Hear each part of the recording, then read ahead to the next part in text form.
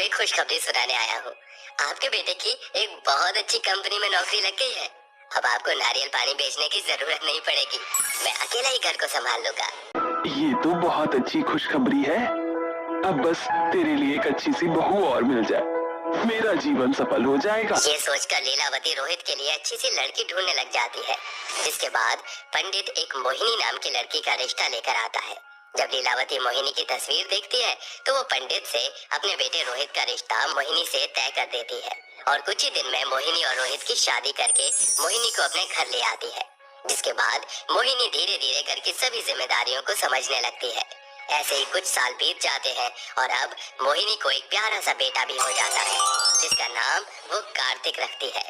लेकिन एक दिन उसका बेटा रोहित वो अपने ऑफिस से घर आ रहा होता है। उस दिन रास्ते में ही एक बहुत बड़ी ट्रक से उसकी बाइक का एक्सीडेंट हो जाता है जिस कारण वो ट्रक के नीचे आ जाता है और उसकी मृत्यु हो जाती है। जब लीलावती को ये पता चलता है तो उसके पैरों तले जमीन खिसक जाती है। हे ऊपर वाले, तूने ये क्या कर दिया? एक ही तो बेटा था मेरा, तूने उसे भी मुझसे छीन लिया। मोहिनी भी जोर जोर से रोने लगती है जिसे देखकर लीलावती उससे कहती है, बहू संभालो अपने आप को, अभी तेरे आगे तेरा बेटा कार्तिक है, तुझे उसकी भी जिंदगी बनानी है। तभी वहाँ वकील पहुँच जाता है और लीलावती से कहता है, लीलावती जी, मुझे आपको ये एक जरूरी बात बतानी है कि आपके बेटे ने जाने से पहले अपनी सारी जायदाद आपके नाम कर दी है। मुझे आपका सिग्नेचर चाहिए। वकील की ये बात सुनकर लीलावती को अपने बेटे के ऊपर बहुत नाज होता है और वो रोते रोते पेपर साइन कर देती है।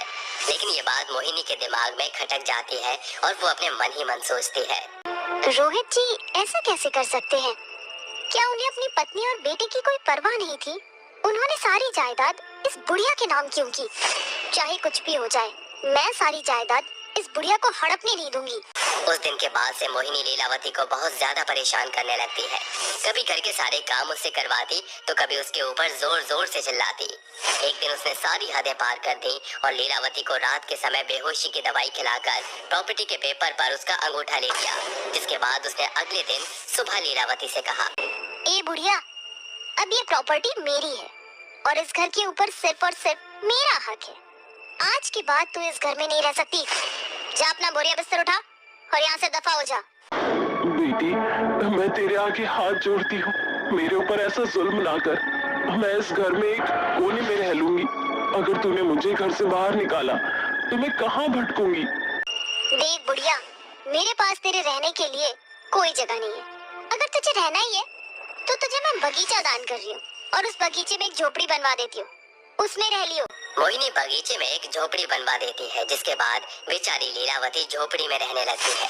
लीलावती के पास अब कुछ भी नहीं था और अकेले बगीचे में झोपड़ी के अंदर पड़ी रहती थी।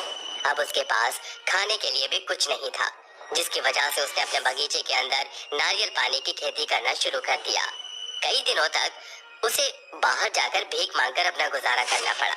लेकिन जैसे जैसे नारियल पानी की अच्छी खेती होने लगी उसने खेती के द्वारा नारियल पानी बाजार में जाकर बेचना शुरू कर दिया। नारियल पानी ले लो, नारियल पानी, ताजा ताजा ठंडे ठंडे नारियल पानी, गर्मी में पियो नारियल पानी। अरे अम्मा, ये नारियल पानी कितने रुपए का है? भैया, एक नारियल पानी 30 रुपए का है। हाँ ठीक है, मुझे एक नारियल पानी दे दो।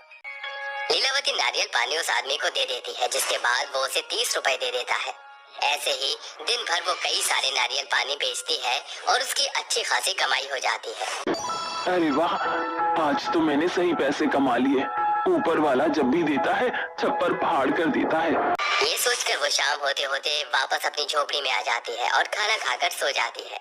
ऐसे ही कई दिनों की लगातार मेहनत और नारियल पानी की खेती से वो नारियल पानी की एक दुकान खोल लेती है। लीलावती शुरू से ही बहुत मेहनती थी जिसकी वजह से उसकी दुकान धीरे धीरे एक फैक्ट्री में बदल गई। अब वो एक नारियल पानी की बहुत बड़ी फैक्ट्री चला रही थी। वहीं कुछ साल बाद वो बहुत अमीर हो जाती है। लेकिन मोहिनी का बेटा कार्तिक अपनी गर्लफ्रेंड आरती से शादी करके उसे अपने साथ घर ले आता है। जिसके बाद मोहिनी के साथ भी बिल्कुल वैसा ही होता है जैसा कि उसने लीलावती के साथ किया था।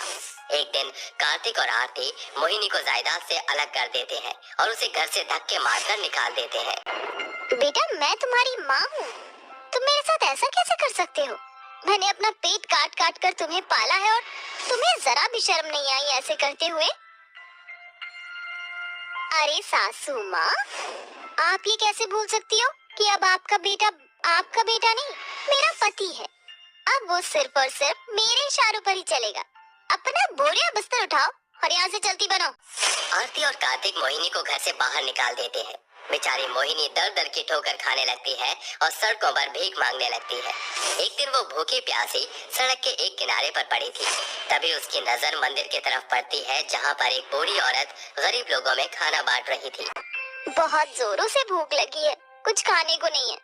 लगता है वहाँ कोई भला इंसान गरीब लोगों में खाना बांट रहा है। ये सोचकर मोहिनी किसी तरह मंदिर की सीढ़ियों तक पहुंच जाती है, जहां वो लाइन में लग जाती है। लेकिन तभी उसकी नजर उस बूढ़ी औरत के ऊपर पड़ती है जो खाना बांट रही थी। अरे ये तो मेरी सास लीलावती है। मैंने इनका कितना अपमान किया था, आज वही सब मेरे साथ हुआ है। अब मैं उनके सामने कैसे आऊंगी? ऊपर से मुझे भूख भी बहुत जोरों से लगी है। अब मैं क्या करूं? मेरे पास और कोई चारा भी तो नहीं है। मोहिनी अपनी पल्लू से अपना मुंह छिपा लेती है और लाइन में लगी रहती है। जैसे उसका नंबर आता है, लीलावती की नजर उसके चेहरे पर पड़ती है, जिसके बाद लीलावती की आंखों में आंसू आ जाते हैं और वो उससे कहती है, अरे बहू रानी, तुम यहाँ क्या कर रही हो? तुम्हारा ये हाल किसने किया? मोहिनी फूट फूट कर रोने लगती है। जिसके बाद मोहिनी लीलावती को अपने साथ हुई सभी परेशानियों के बारे में बताती है। माँ जी, मेरे पिताजी ने मुझे बचपन में कहा था कि जैसे तुम कर्म करते हो वैसे ही भोगते हो। आज वही सब मेरे साथ हुआ जो मैंने आपके साथ किया, वही मेरे साथ भी हुआ। Karma is always right. बहू रानी, जो हुआ उसे भूल जाओ। तुम्हें अपनी गलती का पछतावा है, मेरे लिए इतना ही काफी है। आज से तुम मेरे साथ ही रहोगी। लीलावती मोहिनी को अपने साथ घर ले जाती है, जिसके बाद लीलावती और मोहिनी दोनों एक साथ खुशी खुशी रहने लगते हैं।